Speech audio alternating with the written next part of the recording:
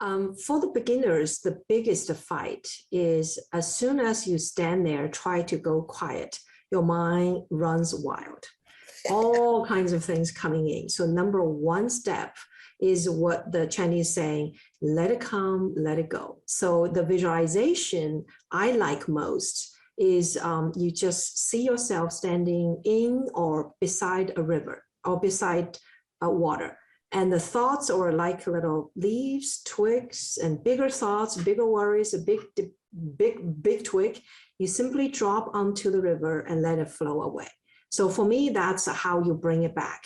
You cannot beat yourself. You cannot, because the more you do that, the more you scatter and disrupt your qi. So when you see them as if you're a third person bystander, all the thoughts come, let them go, unless they're reoccurring thoughts again. Okay, then you take a mental note and say, that's something wanting me to address it.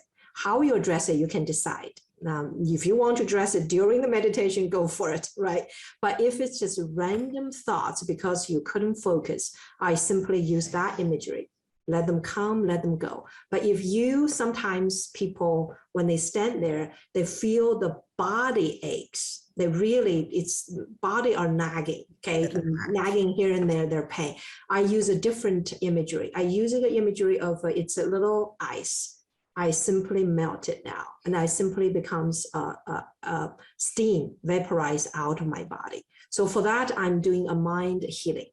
I don't just beat it and say, stop it. You couldn't, because it is a pain, it is a nag, right? Guess what? I use heat, I use water flushing them. If it's a burning sensation, I simply just use the most natural thought coming to me and take care of it. Or I will do a purposeful movement or breathing into the area simply to care for it.